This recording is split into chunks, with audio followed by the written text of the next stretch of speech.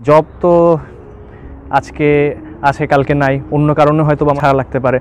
সবকিছু দেখে আমরা অনেক কিছু শিখেছি, আর এটাই ছিল আমার। গ্রেপ্তারি পরোয়ানা জারি হয়েছে ছোট পর্দার জনপ্রিয় নায়িকা মেহজাবিন চৌধুরীর বিরুদ্ধে। কোর্ট থেকে নির্দেশ দিয়েছে মেহজাবিন এবং তার ছোট ভাই আলিশান চৌধুরীকে গ্রেপ্তারের জন্য। যে বিষয়টিকে কেন্দ্র করে আলোচনায় এসেছেন পরিবারের সঙ্গে সম্পর্ক ছিন্ন করা মেজো ভাই মাজদাক চৌধুরী। জানা যায়, ব্যবসার কথা বলে এক ব্যক্তির কাছ থেকে ২৭ লাখ টাকা নিয়ে তাকে ব্যবসায়িক পার্টনার হিসেবে রাখার কথা বলে এখন তাকে ন্যায্য অধিকার দিচ্ছে না মেহজাবিনের ছোট ভাই আলিশান চৌধুরী।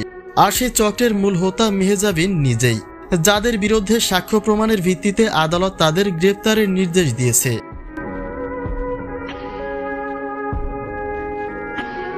মামলার বাদীপক্ষের জবানবন্দিতে জানা যায়, মেহজাবিনের কাছে টাকা চাইতে গেলে একের পর এক তারিখ পরিবর্তন করে শেষ পর্যন্ত নানা রকম ভয় ভীতি দেখায়। এমনকি এক পর্যায়ে কিডন্যাপ করে তাকে গুম করে ফেলার ভয় দেখিয়ে সতর্ক করা হয়, যেন আর কোনোদিন এই টাকার কথা মুখ দিয়ে উচ্চারণ না করে। আর তাতেই ক্ষুব্ধ হয়ে থানায় গেলে তাকে মামলার পরামর্শ দেয় পুলিশ, এবং সেই মামলায় আদালতে হাজির না হওয়ার কারণে তাদের বিরুদ্ধে গ্রেপ্তারি পরোয়ানা জারি হয়। যে বিষয়টি এখন সময়ের সঙ্গে বেশ জটিলতায় রূপ নিয়েছে।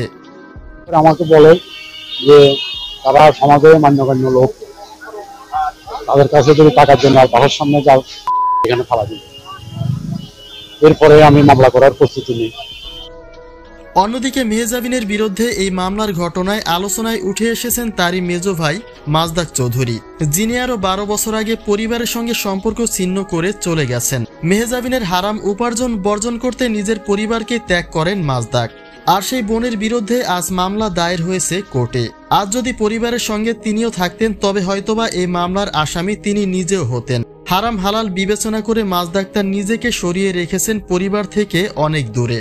যদিও তার বাচ্চার সঙ্গে দাদা বাড়িতে বেশ ভালো একটা সম্পর্কই রয়েছে, তবে আজ যদি মাজদাক চৌধুরী পরিবারের সঙ্গে থাকতেন তবে তিনিও হয়তোবা এই মামলার আসামি হতেন।